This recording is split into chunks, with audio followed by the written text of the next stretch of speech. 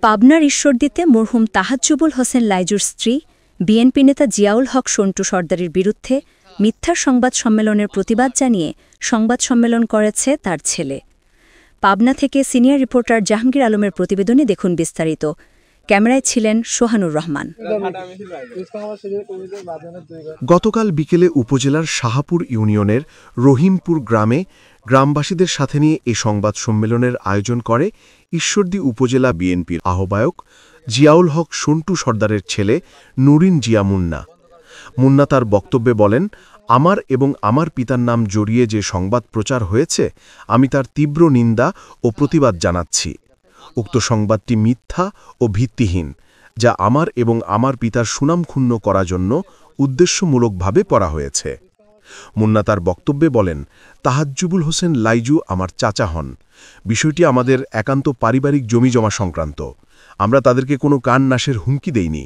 জমিজমা সংক্রান্ত বিরোধকে তারা ভিন্ন খাতে প্রবাহিত করার চেষ্টা করছে। এখানে কালকের যেই ঘটনা, মানে কালকের সংবাদ সম্মেলনের আগে পূর্বে পরশু দিনকার ঘটনা, সেটা আমরা কেউই জানতাম না। এখানে রাস্তা নিয়ে একটা ঝামেলা চলতেছে। এই রাস্তাটা দীর্ঘ 17 বছর 18 বছর আওয়ামী লীগের আমলে কোনো উন্নয়ন করা হয় নাই। এই 5 তারিখ পরে ফ্যাসিস্ট হাসিনা পলানোর পরে আমাদের নেতা হাবিবুর রহমান হাবিব সাহেব এবং আমার বাবার অক্লান্ত প্রচেষ্টায় এই রাস্তাটার একটা বাজেট হয়। সেই রাস্তা বিগত 6 মাস ধরে এই কাজটা প্রক্রিয়াধীন আছে। তো এই 6 মাস পূর্বের থেকেই আমাদের এলাকার একটা কুচক্রী মহল এই কাজটা বন্ধ করার জন্য, এই রাস্তাটা যেন না হয়, বিশেষ করে এটার ঘটনা হচ্ছে যে হাবিবুর রহমান হাবিব সাহেব বা সন্টু সর্দারের নেতৃত্বে এই রাস্তাটা যেন না হয়, এটা একটা মহল চাচ্ছে। সেইটারই বাধা দেওয়ার জন্য এরা প্রায় 6 মাস ধরে নানানভাবে ষড়যন্ত্র করতেছে।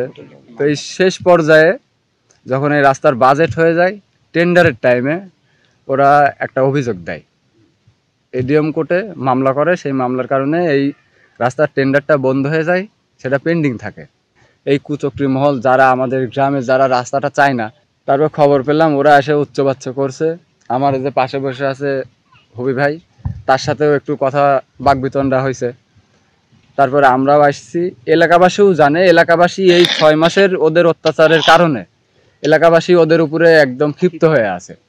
তো ওরা আসার কারণে এলাকাবাসীও যখন দেখছে যে ওরা আবার আসছে কয়েকজন মোটরসাইকেল নিয়ে ঝামেলা করার জন্য, এলাকাবাসীর কারণে ওরা ব্যাক চলে আসে। এলাকাবাসীর প্রতিরোধের প্রেক্ষিতে ওরা ব্যাক চলে যায়। আর এই বাঁধন ওর হচ্ছে বাড়িতে ঢোকে। এর মধ্যে বাইরে যখন চিল্লাচিল্লি হয়, আব্বু উঠে আসে, আমরাও আসি আওতাপাড়ার থেকে। এসে দেখি এলাকাবাসী বাইরে আর ও হচ্ছে বাড়ির ভেতরে ছিল। তো আমি এমনকি আব্বু আমরা এলাকাবাসীকে বোঝায় শান্ত করে যে সামনে নির্বাচনের আগে কোনো ঝামেলা করা যাবে না। আর এই রাস্তার যেহেতু টেন্ডারও হয়ে গেছে, ওয়ার্ক অর্ডারও হয়ে গেছে, রাস্তা হয়তো 5-7 দিনের ভিতরে কাজ শুরু হয়ে যাবে। তো এই টাইমে আমরা কোনো ঝামেলা করব না।